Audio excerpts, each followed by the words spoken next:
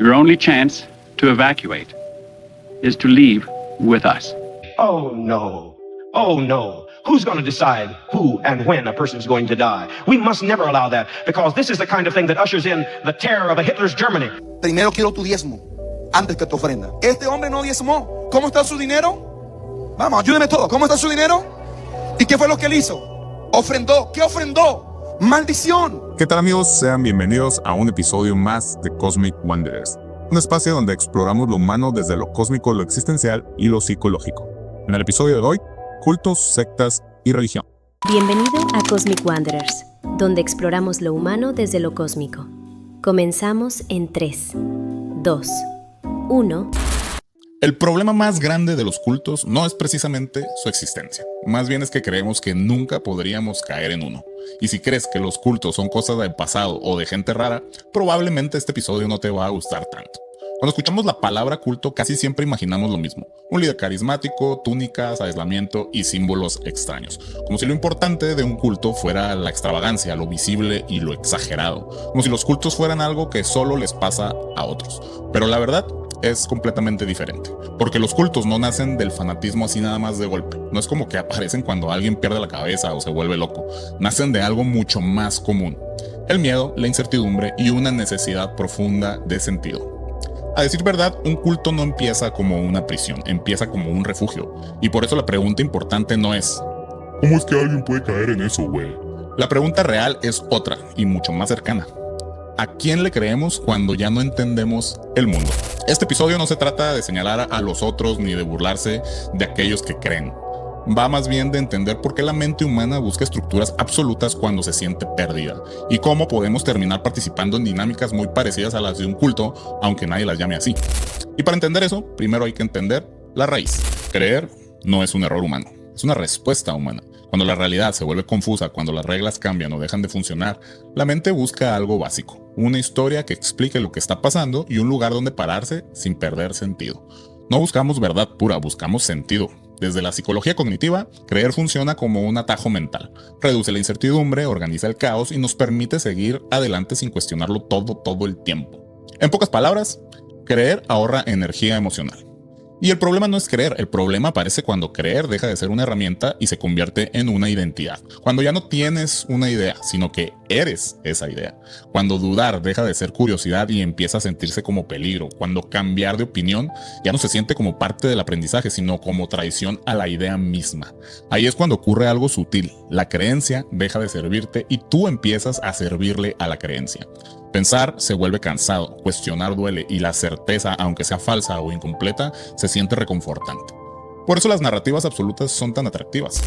No prometen comprensión parcial, prometen respuestas finales. Algo así como: ya no necesitas seguir buscando, no necesitas dudar, nosotros ya lo entendimos todo por ti. Y cuando alguien está cansado, herido o confundido, eso no suena peligroso, suena como alivio. Los cultos no empiezan imponiendo control, empiezan ofreciendo sentido, pertenencia y calma. A mí me enseñó un apóstol algo, me dijo: Cash, a la iglesia uno siempre lleva dos cosas: Biblia y chequera. La Biblia para que aprendas lo que Dios te va a decir, y chequera para que lo adores. El terreno fértil no es la estupidez, y ojo aquí, apúntale bien porque aplica para muchas áreas de la mente humana. El terreno fértil es el miedo a no saber qué hacer con la incertidumbre. Y desde ahí la pregunta deja de ser psicológica y se vuelve estructural. Aquí es donde muchas conversaciones se rompen porque usamos palabras distintas para describir cosas muy diferentes como si fueran lo mismo. Religión, secta y culto no son sinónimos. La diferencia no es necesariamente moral, pero sí es estructural. Una religión, en términos generales, es un sistema simbólico, amplio e histórico. No depende de una sola persona viva, puede fragmentarse, reinterpretarse, incluso ser criticada desde dentro. Una religión puede ser rígida, dogmática o contradictoria.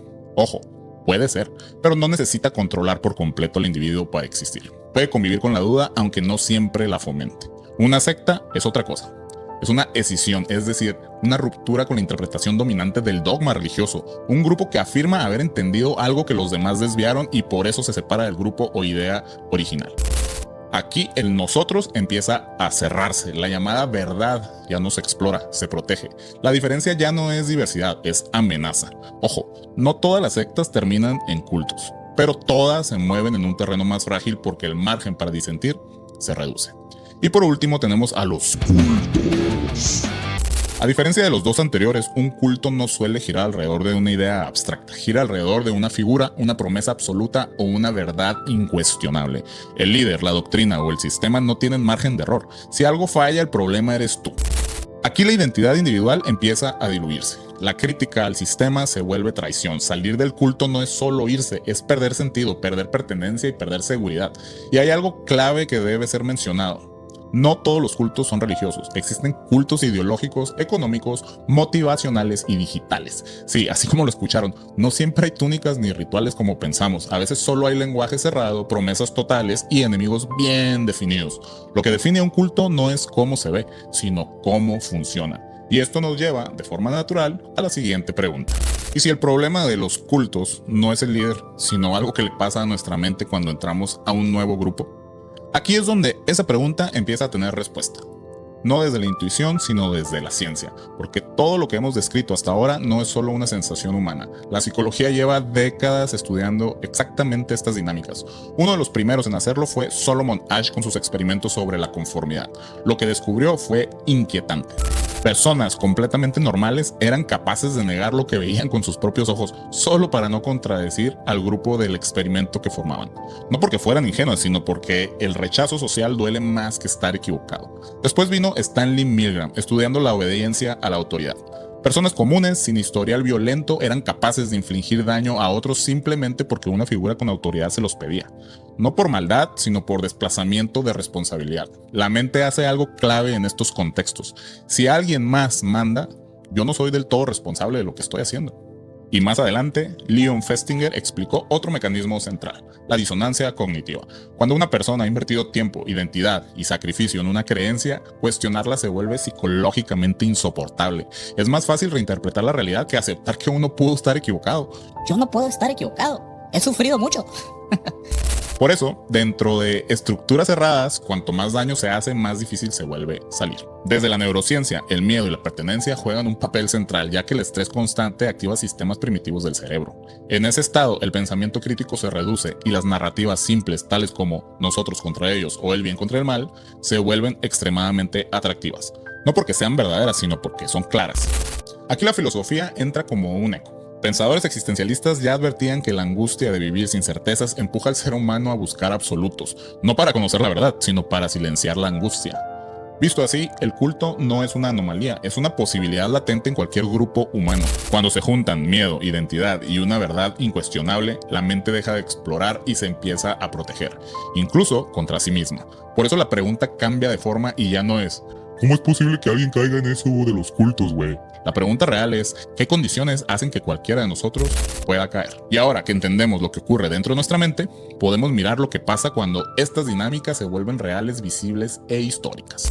Aquí es donde todo lo que parecía abstracto se vuelve concreto, porque los mecanismos que describe la psicología no se quedan en laboratorios o teorías, se manifiestan en la historia, en comunidades reales, con personas reales que no empezaron buscando una tragedia. Uno de los casos más conocidos es Jonestown. Si por alguna razón no conocen este caso, el líder básicamente terminó convenciendo a sus seguidores de beber una mezcla de Kool-Aid con veneno, provocando así la muerte de alrededor de 918 personas, incluyendo más de 300 niños. Todo esto fuera de Estados Unidos, en Guyana. Existen miles de documentales, reportajes e investigaciones de este caso que pueden ver por otro lado. Bueno, el caso es que Jim Jones no comenzó como un villano caricaturesco. Durante años fue visto como un líder carismático, comprometido con causas sociales, igualdad racial y con la comunidad. Para muchos representaba exactamente lo que el mundo parecía negarles: pertenencia, propósito y sentido.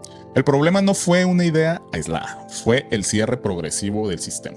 El grupo se fue aislando poco a poco. La crítica se reinterpretó como ataque externo y cualquier duda interna pasó a ser señal de debilidad moral. La narrativa se volvió absoluta. El mundo exterior era corrupto, peligroso y hostil. Entonces el grupo era el único espacio de verdad y protección. Pero cuando la realidad empezó a contradecir esta narrativa, la narrativa no se ajustó a la realidad fue sacrificada.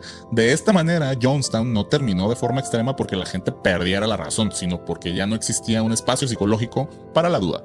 Salir del sistema implicaba perder identidad, comunidad y sentido. Y para una mente atrapada en esa lógica, eso puede sentirse peor que cualquier consecuencia externa.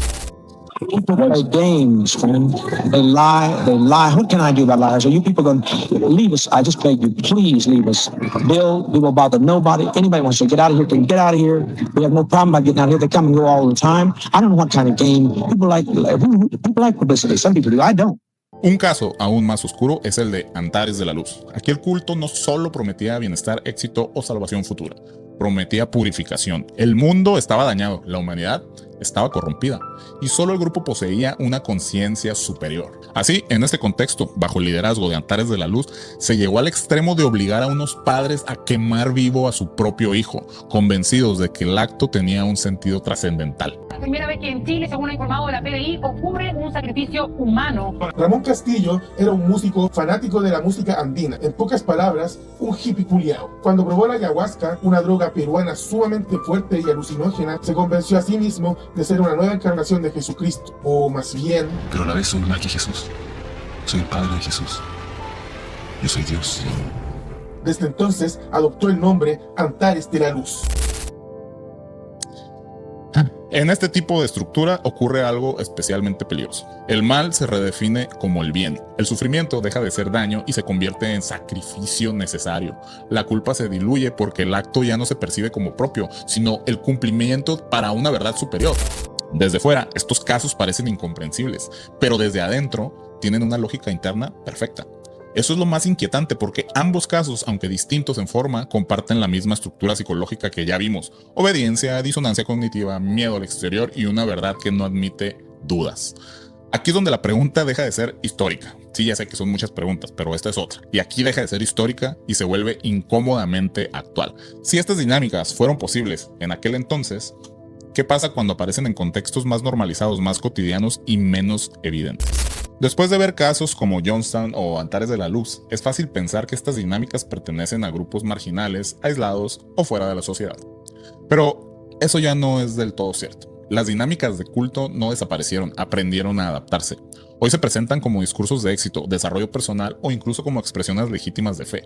No siempre hay túnicas, rituales extraños o aislamiento físico. A veces basta con una narrativa cerrada, una figura incuestionable y una promesa total. Un ejemplo claro aparece en lo que podríamos llamar cultos del fitness. Panza, panza, panza, mileurista, mileurista, mileurista. No se trata de un culto en el sentido formal o legal, pero desde la psicología social se observan dinámicas similares a las de las estructuras cultuales. Una narrativa donde el éxito físico y económico es inevitable si se sigue el método correcto. Una división clara entre los disciplinados y los débiles y no disciplinados, o los que tienen una panza. Y una lógica donde el fracaso nunca cuestiona al sistema sino al individuo. Aquí ocurre algo clave: la crítica al sistema de culto se redefine como excusa. La duda a dicho sistema se interpreta como mentalidad débil y salir del marco teórico implica aceptar que a ti no te funcionó. No necesariamente hay encierro físico, pero sí hay encierro simbólico. El discurso se vuelve inmune a la revisión porque siempre encuentra la forma de invalidar al que cuestiona. Si no funcionó, fue porque no seguiste el proceso con suficiente fe, constancia o sacrificio. Es tu culpa. Sin embargo, estas dinámicas no se limitan al mundo del éxito personal. También pueden aparecer dentro de religiones formales, incluso dentro de instituciones históricas.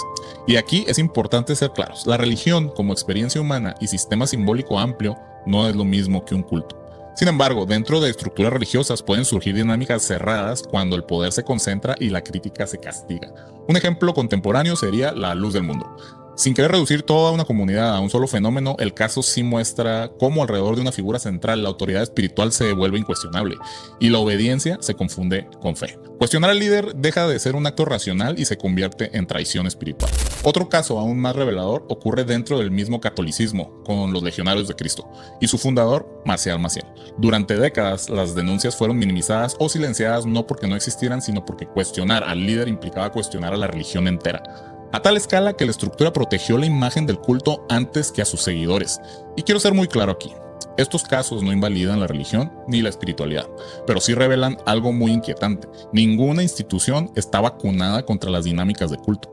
Cuando la autoridad se vuelve absoluta y la fe se transforma en dogma, la pregunta cambia otra vez. Si estas estructuras pueden aparecer en el cuerpo, en la fe y en la promesa del éxito, ¿cómo distinguimos entre disciplina, creencia y dependencia? Salir de una estructura cerrada, sea religiosa, ideológica, motivacional o simbólica, no es un momento heroico ni mucho menos una revelación cinematográfica. La mayoría de las veces es una experiencia profundamente vacía, porque cuando una idea lo explica todo, dejarla no solo implica perder respuestas, implica perder identidad, pertenencia y dirección. Y aquí es importante volver a algo que mencionamos al principio del episodio. La disonancia cognitiva propuesta por Leon Festinger explica por qué abandonar una creencia no se vive como corregir un error racional, sino como romper una parte del propio yo. Cuando alguien ha invertido tiempo, sacrificio y sentido en una idea, cuestionarla no te va a liberar de inmediato, te va a desestabilizar. Por eso muchas personas permanecen en estructuras cerradas, no porque no vean el daño, sino porque salir implicaría aceptar algo muchísimo más doloroso, que aquello que les dio sentido durante tanto tiempo pudo haber estado equivocado. Y para la mente humana perder sentido suele doler más que soportar una mentira estable. Salir de una idea absoluta no es caer en la nada, es caer en preguntas, y eso asusta, porque ya no hay un nosotros claro, ya no hay una verdad que proteja, ya no hay alguien a quien obedecer para sentirse que estás haciendo lo correcto. Solo queda algo muchísimo más frágil, la responsabilidad personal. Aquí es donde Cosmic Wanderers reitera que nos gusta mirar lo humano desde lo cósmico, porque el universo no ofrece manuales, no da respuestas finales y tampoco promete salvación ni éxito garantizado. El universo solo ofrece posibilidades. Y la madurez, aunque duela, empieza cuando aceptamos que vivir no es seguir una verdad perfecta, sino aprender a convivir con la incertidumbre sin entregarle nuestra conciencia a nadie más. No se trata de dejar de creer, se trata de no dejar de dudar. No se trata de rechazar toda estructura, se trata de reconocer cuando una estructura ya no nos permite crecer. Tal vez la verdadera libertad no está en encontrar la idea correcta, sino en no necesitar que una idea piense por nosotros. Y entonces, la pregunta final no es si existen cultos, líderes o sistemas peligrosos. La pregunta final es mucho más íntima. ¿Qué parte de ti se tranquiliza cuando alguien más decide por ti? Porque mientras exista miedo al vacío, siempre habrá ideas dispuestas a llenarlo. Y mientras exista conciencia, siempre existirá la posibilidad de elegir no entregar. Y pues bueno, eso es todo por hoy. Gracias por acompañarnos una vez más en este viaje. Si algo de lo que hablamos te hizo ruido, te incomodó o te dejó pensando, déjamelo saber en la caja de comentarios. También me gustaría saber qué otros temas te gustaría que abordemos para así poder explorarlos juntos en los próximos episodios. Mi nombre es Omar Negrete, mejor conocido como Sujeto N, y recuerda, vagar no es estar perdidos, es recordar que aún no llegamos. Nos vemos. Mis hermanos, ya podemos comprar nuestro terrenito en el cielo. Les saluda el pastor Avaricio, y yo, como soy tan avaricio de que yo quiero comprar mi terrenito en el cielo, yo ya los estoy vendiendo, voy a comprar el mío y voy a vender terrenitos allá en el cielo. Entonces apunte con toda claridad lo que usted está dando. A lo mejor Dios le está pidiendo algo en especies. No, usted dice, yo no tengo $1,000, pero tengo un carro, tengo un brillante, tengo un terreno. Apunte lo que el Señor le diga. Estudio en una clase magistral de IA2. ¿Cómo ha cambiado su vida? Radicalmente.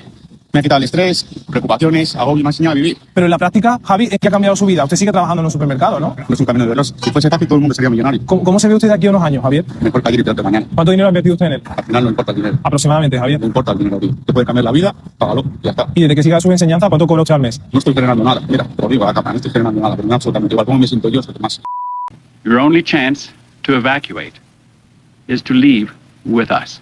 El viaje terminó por hoy, pero nos vemos la próxima semana. Y recuerda, vagar no es estar perdido, es recordar que aún no llegamos.